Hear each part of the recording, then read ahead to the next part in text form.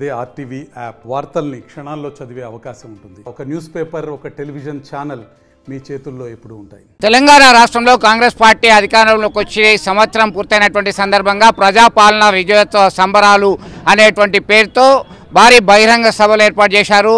దక్షిణ కాశీగా పేరొందినటువంటి వేములవాడ రాజన్న ఆలయంలో ప్రత్యేక పూజలు నిర్వహించారు ముఖ్యమంత్రి రేవంత్ రెడ్డి.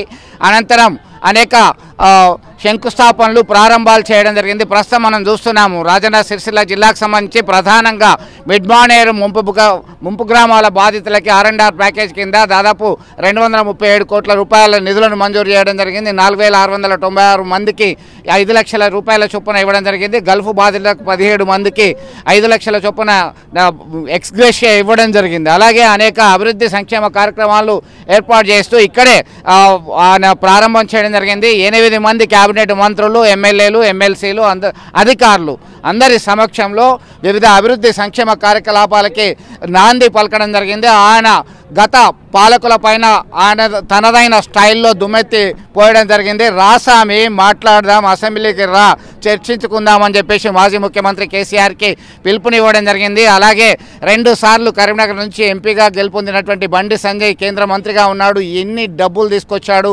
అనేటువంటి కోణంలో బీజేపీ నేతలను సైతం ప్రశ్నించడం జరిగింది.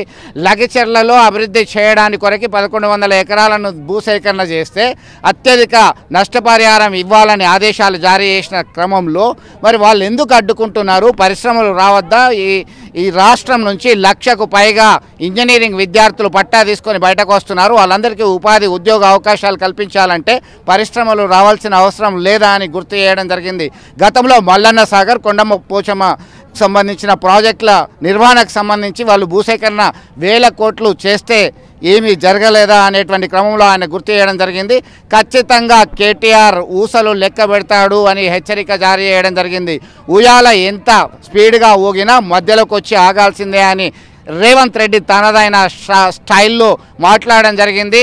కరీంనగర్ ఉమ్మడి జిల్లా వ్యాప్తంగా ఎంతోమంది మేధావులని దేశానికి అందించినటువంటి గడ్డ. పివి నరసింహారావు నుంచి మొదలు పెడితే సత్యనారాయణ అండ్ చొక్కారావు లాంటి వాళ్ళు, శ్రీపాదరావు లాంటి వాళ్ళను గుర్తు చేయడం జరిగింది. అలాగే తెలంగాణ సాయుధ రైతాంగ పోరాటం నేతన్నలు, తెలంగాణ ఉద్యమము, అనేక ఉద్యమాలకు పురిటిగడ్డగా ఉన్నటువంటి కరీంనగర్ జిల్లా అభివృద్ధికి తాను కట్టుబడి ఉన్నానని చెప్పి ఈ జిల్లా ఇన్ఛార్జి మంత్రి ఉత్తమ్ కుమార్ రెడ్డి ఖచ్చితంగా శ్రద్ధ వహించి అన్ని రకాల అభివృద్ధికి కృషి చేస్తారని చెప్పి హామీ ఇవ్వడం జరిగింది. కాళేశ్వరం, మేడిగడ్డ, అన్నారం, సుందిళ్ళ ప్రాజెక్టు ఇవన్నీ కూడా కాళేశ్వరంలో భాగంగా ఉన్నాయి.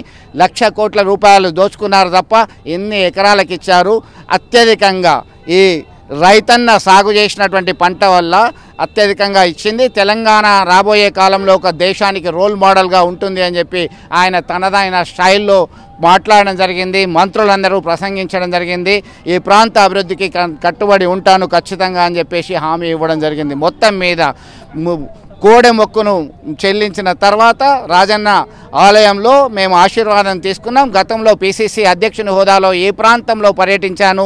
జిల్లా పరిషత్ సభ్యుని నుంచి ముఖ్యమంత్రి దాకా ఎదిగిన తనకి రైతుకి వ్యవసాయ భూమికి ఉన్న సెంటిమెంట్ తనకి తెలియదా అని చెప్పేసి ఆయన గుర్తు చేయడం జరిగింది. మొత్తం మీద ఇలాంటి సభలు సమావేశాలు మరొక మాసం వరకు కొనసాగుతాయి. ప్రతిపక్ష నాయకుల మీద విరుచుకుపడుతూనే ఈ రాష్ట్ర అభివృద్ధికి అన్ని రకాలుగా మేము కృషి చేస్తాము, రోల్ మోడల్గా తీర్చిదిద్దామని చెప్పి స్పష్టం చేయడం జరిగింది. విడుదల సుమంత్తో కలిసి చంద్రశేఖర్, RTV, వేములవాడ సభా ప్రాంగణం నుంచి. మరిన్ని వీడియోస్ కోసం ఛానల్ ని సబ్స్క్రైబ్ చేయండి. లేటెస్ట్ అప్డేట్స్ కోసం వాట్సాప్ ఛానల్ ని ఫాలో చేయండి. అండ్ లింక్ డిస్క్రిప్షన్ లో ఉంది.